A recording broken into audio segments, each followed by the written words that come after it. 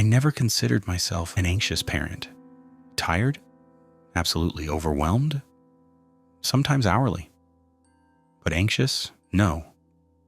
At least not until the night my daughter Emery started talking to someone in her closet. She was 5, old enough to have an imagination, but too young to convincingly lie. That's what made it all so unnerving. It began on a Tuesday night, long after I thought she was asleep. "Daddy?" she whispered down the hallway.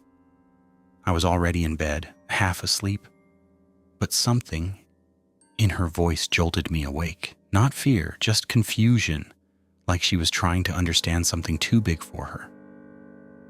I walked to her room and found her sitting upright in bed, staring toward her open closet door.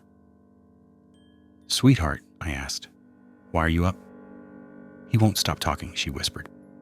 "Who?" She lifted her small arm and pointed one finger toward the dark slit of her closet.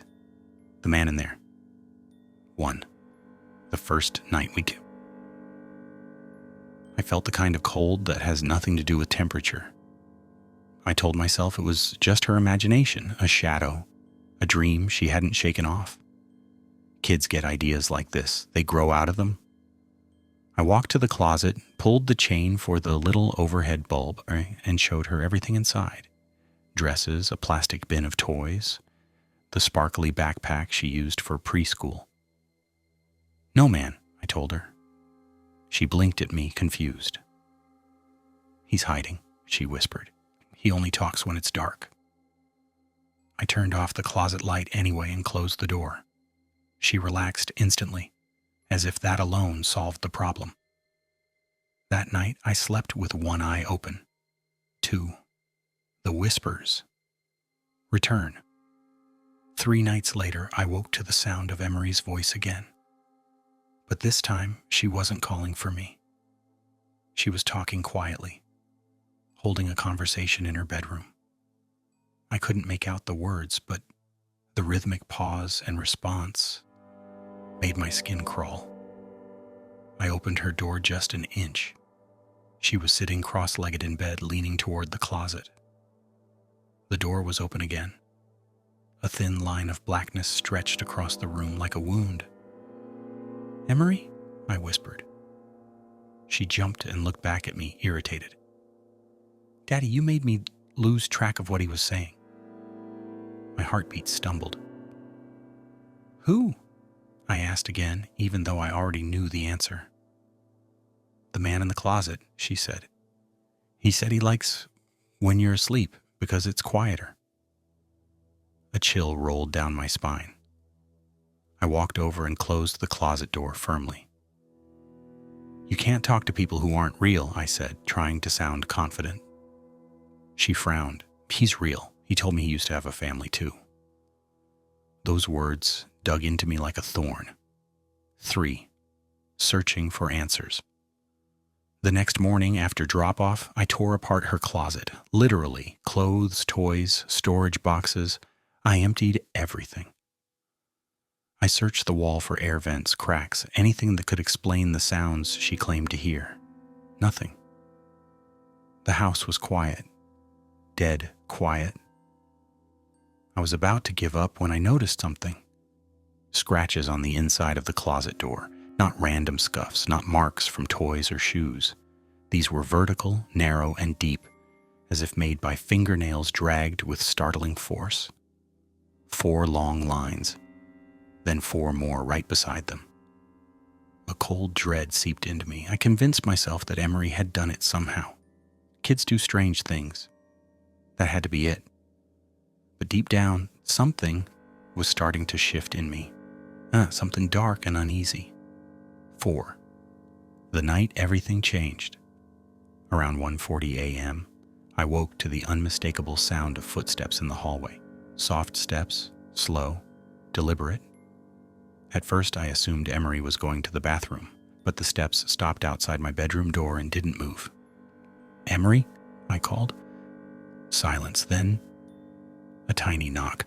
I got up, heart thudding, and opened the door. No one, just the dark hallway stretching toward her room. Instinct screamed at me. I hurried to her room and found her asleep. Breath steady, body relaxed.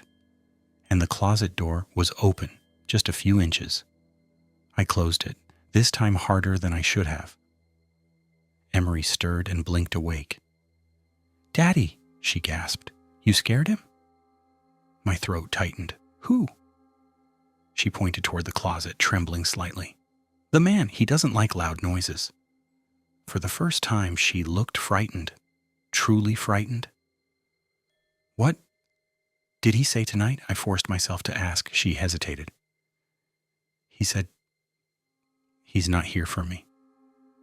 5. The closet opens. The next night, I refused to sleep. I sat in the hallway between our rooms, listening to every creak and shift of the house. At 2:13 a.m., the closet door creaked open on its own. My breath hitched. A slow groan of wood, the hinges complaining, the darkness spreading out of the room like smoke. I pushed myself up, legs trembling, and walked toward the door. The closet was pitch black. Not normal darkness, something deeper, thicker. Then, from inside, I heard it, a whisper. Dry, papery, like breath forced through unused lungs. Then it came again, louder, closer. Close. The door. My hands acted before my brain. I slammed it shut and stumbled back. The fear sat heavy on my tongue. I didn't sleep for the rest of the night, or the next. 6. Emery's warning. By the 4th sleepless night, I was a wreck. I hadn't spoken to anyone. I barely ate. Every moment was spent thinking about that closet, about what was inside it. That evening, Emery tugged gently on my sleeve. Her eyes were wide, glossy with fear. "Daddy," she whispered, "he's getting mad." My heart skipped. Why's he mad? She looked down. "He doesn't like that you're watching him." A tremor ran through me. "What does he want?" I asked. She squeezed my hand tightly. "You." 7. The breaking point. That night, Emery slept in my room. I locked the door. I pushed a dresser against it. At 3 a.m., something moved down the hallway, heavy, slow, dragging. It stopped outside my door. The handle turned, then shook violently, rattling the dresser. Emery whimpered and buried her face into my arm. Something scraped along the door. Long, deliberate strokes, like fingernails dragging across wood. I pressed my hand over Emery's ear, trying to keep her from hearing, but the scratching went on and on. When it finally stopped, she whispered, "Daddy, Kozab. He says the door won't stop him next time." I held her until dawn. 8. The final night. The next evening, I made a decision. Emery fell asleep on the living room couch, far from her room, far from that closet. I stood outside her bedroom door for a long time, gathering courage I didn't know I had. When I finally stepped inside, the closet door was already open, waiting. As I walked toward it, the air turned colder. My breath came out in pale puffs. I reached out and touched the door frame. A voice whispered from the darkness directly in front of me. "You should not have interfered." The words crawled across my skin like insects. With every ounce of courage I had left, I yanked the closet door open. The light bulb flickered once, twice, then stayed on. The closet was empty, just clothes, just toys, just shadows.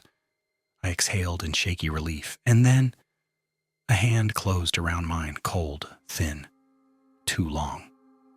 I screamed and jerked backward, hitting the bed. The closet light blinked out instantly. The darkness inside seemed to swell. A shape unfolded from within it.